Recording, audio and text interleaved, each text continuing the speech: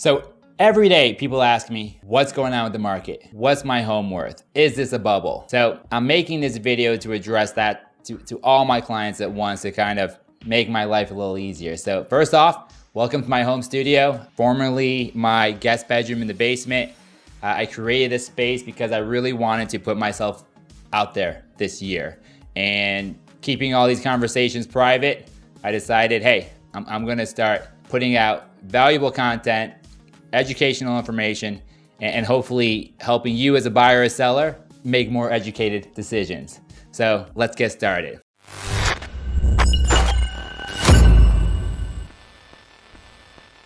Back to what I said originally. Every day I get asked, what's going on with the market? What's my home worth? Is this a bubble? And I'm here to answer that question. There are a few things happening that are really driving this market. And issues of the day, right? The economy, the stock market, interest rates. I'm not really going to get into any of that. That's not my expertise. And I don't really have a lot of confidence sort of speaking on those subjects. But what I can tell you is what I'm seeing on the ground, you know, as a really active broker, helping dozens of clients each month try to buy or sell homes. And right now, as I sit here in January 27, 2022, this is the strongest market I've ever seen. For a seller, it has never been better. Will this continue? I'm a firm believer, but let me preface this by saying I have no idea what I'm talking about. I could totally be eating these words. Anything could happen. But if I were a betting man, I think this market is here to stay, at least for 1 to 2 more years. So I don't think it's I don't think there's a bubble on the horizon. There's just not enough inventory for that to happen, right? We don't have foreclosures, we don't have short sales, and most importantly, we don't have just homes for sale, period. So let me back up a second. A few things driving this market. First, you have the macroeconomics of the day, right? The economy is doing great, the stock market is what it is, interest rates, whatever. Those are topics that I'm not gonna be your resource with regards to how that should affect your next big financial decision. What I will speak about is what I know, which is real estate. One thing that's happening is that there is absolutely no new development opportunities right now in Northern Virginia, from Arlington to Loudoun County. And when I say development, I mean whether it's an individual builder, tear down lots, or if you want to walk into a community in Ashburn and try to buy a house right now. It's just not possible. All the good inventory is sold out. If you are lucky, maybe you'll get on a wait list. Several homes available in terms of to-be builds at 12 to 14 months out that are leftover lots no one wants, but good inventory is gone. So we're talking about the good inventory. And when does that come back? How quickly can builders build these homes? At this pace, with supply chain and demand, and just, you know, it takes time to build a house, right? It takes 12 months between sort of conception and delivery.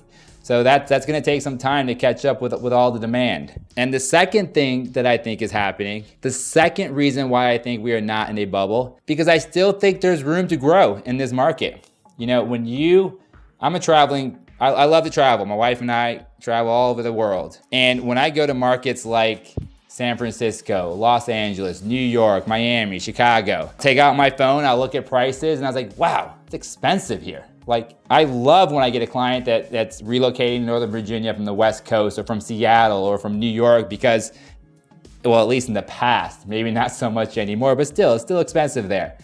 They see value here. Like, wow, I can get my property, for example, is a new construction in Vienna, Virginia. It's probably 2 times as expensive on the West Coast in any major city or market there. You know, the weather's nice, sure, but that market was really driven by industry, right? Whether it is Silicon Valley, technology, social media, Hollywood, that's what drove that price. If you go up to New York, that market is really driven by the financial industry, right? And we have the federal government here, which is, especially over the last 2 years, probably bigger than any of those industries, maybe all of them combined. And I think ultimately we've taken that for granted. And folks are starting to realize, hey, my job growth opportunity here is strong. My quality of life here is strong. Education is great. There is just so much that I can get right here in Northern Virginia. And it's still relatively a value when compared to these other major markets, that I think there's still room for for price appreciation. Now, whether we go straight up or it's a rocky road to get there, I'm betting on Northern Virginia in the long run.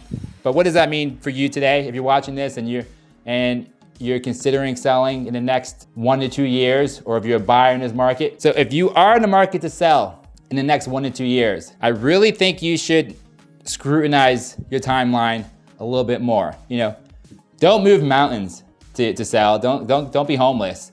But what's really unique about this market as I sit here today, I'm trying to avoid the cliches, right? I'm trying to avoid saying things like historically low interest rates, and I hate when agents say that because you're not dumb. Like, that. Like, that's, saving a few bucks a month is not ultimately going to shift whether you want to spend $1 million, right? But what I'm trying to get at is that as a whole, there's never been a better time to be a seller.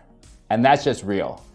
When I say there's never been a better time to be a seller, we're in a climate right now where the buyers are at home, they want to get into something now, and I can't put my finger on it, but it's like someone just hit a light switch and then buyers came out of the woodwork. Whether it was the last COVID surge or whether you have all these folks who were on the fence last year, they decided to wait, but you know what? Waiting's hard. And when you have kids and you're getting pay increases and your portfolio's going up, like folks, they got cash burning a hole in their pocket. They want to get out there and make offers. And what drives value and what drives prices for sellers is momentum. And we're in a position now where there's never been as much momentum as we're seeing over the last couple of weeks. We're talking about 20, 25 offers on properties that are already priced really high. So a year ago, or last spring, 2021, when this crazy market was in the headlines, prices were still pretty depressed, right? We were still using comps from 2019, 2020, and we didn't have those bidding wars in 2020 and 2019 that we could use to set the price high last year, right? So if a home was worth $1 million last year, we put on $1 million and it sells for 1.1. The next home comes on the market, lists at 1.1, sells at 1.2, right? That's kind of what we saw over the last year, and that's how we saw 20% appreciation. So now we have those comps, they're in the bank. We have 20% appreciation. So when I put a house on the market today, I have the benefit of those homes. So it was $1 million a year ago when the market started as a listing price. Our listing price today is 1.2. And I'm seeing 25, 30 offers on those 1.2 homes. And those 1.2, 1.3 homes are selling for $300,000 or $400,000 over asking price. Not everyone, there's no situation that is universal here. I'm just speaking from experience of what I'm seeing on the ground. And that is, if those numbers don't get your attention as a seller, I don't know what will. And as a buyer, that sucks. I mean, it's not fun to be a buyer. And I think you sort of have to fundamentally shift your perspective on value, on location, on what you want in your next home. Doesn't mean you need to sacrifice your quality of life. Doesn't mean you need to make these huge concessions. But you need to have a strategy in place that's fluid, that's flexible, and just kind of reshape your perspective on value. There is still opportunity in Northern Virginia to buy a home at near replacement cost. That is virtually impossible in some of these other markets. If you go to Silicon Valley, if you go to anywhere on the West Coast, if you go to New York, if you go to Miami, you cannot buy a home at replacement cost. It just doesn't exist. Here, there's still some opportunity for that. What do I mean by that? Right, a new construction home in Vienna right now is $2 million. That's a lot. That's up significantly over the last several years, but it's just the reality of where we are as a market. A 10-year-old home in Vienna right now is $1.5 million. Fundamentally, those homes are not different, right? They're usually the same size, same location, same lot. One might be dated, right? It's brown and yellow and brown cabinets and dirty carpet, whatever. The shiny home next door is $2 million, $500,000 more expensive. But where do you see value there? That 10-year-old home that, by the way, has a deck, has a screened-in porch, has window treatments, all the expensive stuff that folks don't take into consideration when they buy new construction. I think you really need to sort of shift your perspective and look at that house differently and say, you know what? Maybe the house is worth 1.6, 1.7, because I've altered my perspective of what I need and want, and it's not white cabinets and oak floors. It's location, it's size, it's bedrooms, bathrooms, schools, etc. And I think that is the perspective that folks need to take. Now, everyone's situation is different. Nothing I say here is universal, but it really lends to the idea that there's value out there if you look for it. It's not easy and it's tough as a buyer. And there's no doubt about it. I look around the market all the time. I'm always in the market. And I think to myself, hey, if someone gave me a crazy number for my house, or something I could not refuse, where do I go? And I try not to go too far with that fantasy, because there's really not a lot of options. Unless I want to build something and it's 12 months out and the headache of dealing with kids and schools, and just forget about it, right? And I get that. But it's still an exercise I think people should have. Because that number that you think was never attainable might be a lot closer than you think. And it may not be in the news right now. The numbers that you're seeing of asking prices that are going up in and around your neighborhoods might not reflect what your make me move number is. But I think once you start to see these homes that are going on the market right now start to settle in 30 and 60 days out. Also, homes that go on the market earlier in the year tend to have longer closing dates. It just happens. So when you start to see these settlements in 30 and 60 days out, I think you'll be pleasantly surprised. And what's driving that is really low inventory, right? January was tough. All the snow on the ground. We had Omicron. We had just a lot of drama that if you were gonna go on the market in January, you probably pumped the brakes, said, you know what, I'll wait till February.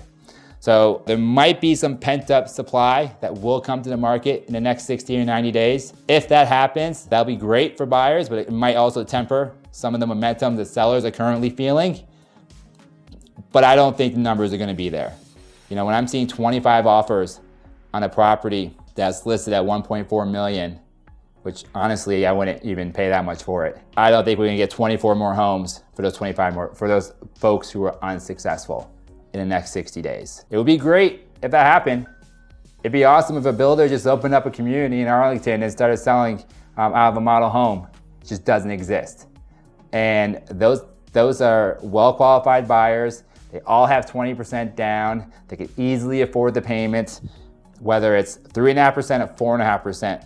Look, they can afford it. That's just the reality of where our market is in terms of value, right? A lot of high-paying jobs here, and we all benefit from it. So that, in combination with just sort of the other macroeconomic activities at play, I really don't think this is a bubble. I think this market's here to stay. But I would also encourage anyone that is remotely in the market to buy or sell in the next 1 to 2 years, just start to understand you need to start thinking differently. You need to start second guessing your expectations and what you once thought was the golden rule of whatever that might be, list in the spring and settle in the summer. That we don't, all the rules are thrown out. Like, there's no more rules. We really just need to look at your situation and see if you're doing the best thing for you. And that's ultimately what I'm here to do. So if you have any questions or you want to discuss anything particularly concerned to you, or just give me a call and say hi, or let me know you like this video, please reach out, and I'd love to talk. Thanks.